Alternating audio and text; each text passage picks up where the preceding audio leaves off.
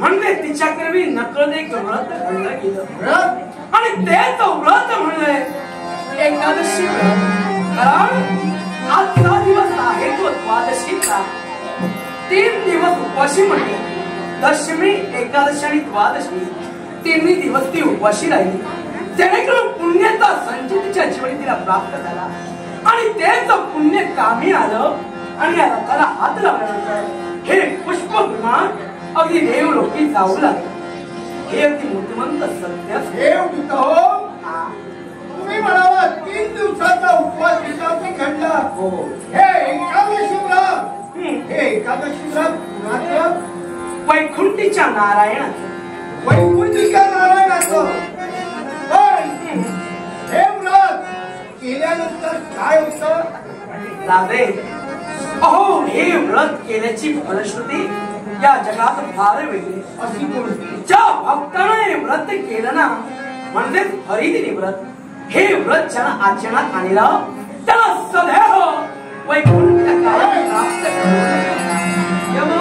काही करू शकत नाही. यम यातना त्याला येईल आणि वैकुंठीचा नारायणाचा सहवास त्याला लागतो. पण मला सांगा, हे 3 दिवस कसे करायचे व्रत? तरुण सांगेल. पण मुळात ही एकादशीची निर्मिती कशी झाली याला एक कारण आहे. कारण मूळ दैत्य आणि कुश दैत्य हे 2 दैत्य मारले गेले. कुश दैत्याचा आणि वैकुंठीच्या नारायणाचा अगदी संघर्ष झाला.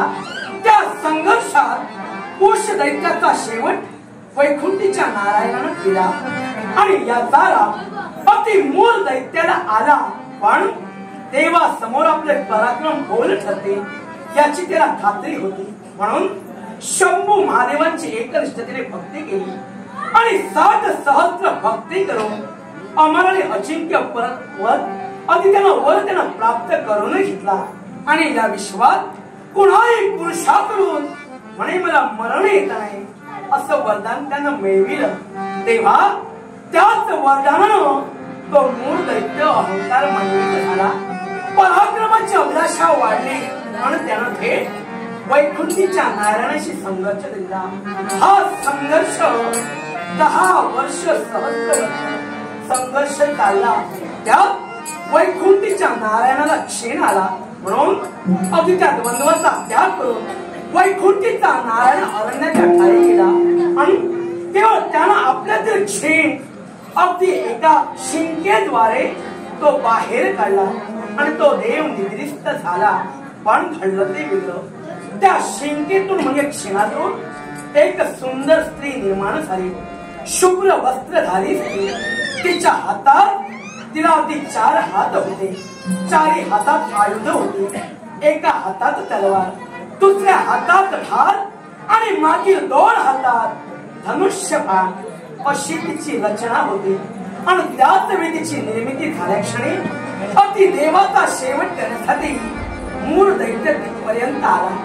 अगदी देवाचा शेवट करणार त्याच वेळी त्या स्त्रीनं त्याला प्रतिकार केला आणि त्या प्रतिकारात त्याचा शेवट, त्या मूळ दैत्याचा शेवट त्या स्त्रीनं केला म्हणजे विश्व कार्य केलं. तेव्हा वैकुंठीचा नारायण तिच्यावर प्रसन्न झाला आणि म्हणाला, या विश्वाच्या ठाई तुझा जन्म झाला त्या विश्व कार्यासाठी. पण तो जन्म झाला तो आजच्या दिवसाची तिथी आहे, ती म्हणजे एकादशी. म्हणून आजपासून याच्या पुढं हे सारं विश्व तुला एकादशी तेव्हा त्या दैवी तत्वानं देवाजवळ याचना केली. देवा, अरे या व्यक्तिमत्वाचं अस्तित्व या विश्वात राहायला हवंय.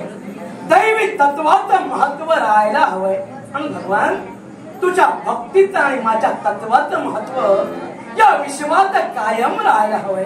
तेव्हा वैकुंठीच्या नारायणानं त्या एकादशीला अभिवचनाच्या शब्दानं सांगितलं, या विश्वात तुझं अस्तित्व कायम राहील, ते माझ्या तत्वाशी निगडीत राहील. कारण तुला मी स्थान देईन ते माझ्या हृदय गाभार आहे.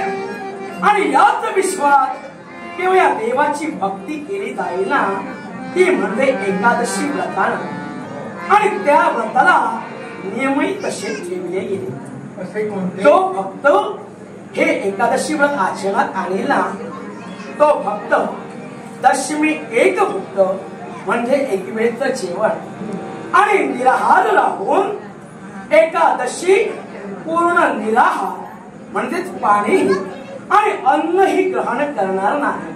आणि द्वादशी पारण पण एकादशी करत असताना, देवाचं व्रत करत असताना भजन पूजन कीर्तन नामस्मरण हे अहोरात्र म्हणजे त्या रात्री परिपूर्ण जागरण व्हायला हवे. ते जागरण झाल्यानंतर द्वादशीला त्याचं पारण केल्यानंतर त्याची फलश्रुती त्याला प्राप्त होईल. पण त्या व्रताला नियम आणि अटी सुद्धा देवाच ठेवल्या. नियम आणि अटी अशा कोणत्या? त्या आहेत ना. जो रोगी असेल त्या रोग्याला औषध देता कामा नये, धेनू वासराला चारा पाणी देऊ नये आणि लहान बालकाला त्याच्या आईनं स्तनपान करू नये, हे त्याचे नियम ठरले. आणि त्या नियमात राहून ज्या भक्ताने भक्ती केली त्या भक्तीचा श्रेय त्या भक्ताला वैकुंठीच्या नारायणानं दिलं. आणि त्या वैकुंठ वास्तव्य करत असताना त्या भक्ताला यमयातना चुकून वैकुंठात सहदेव त्याला घेऊन गेलं.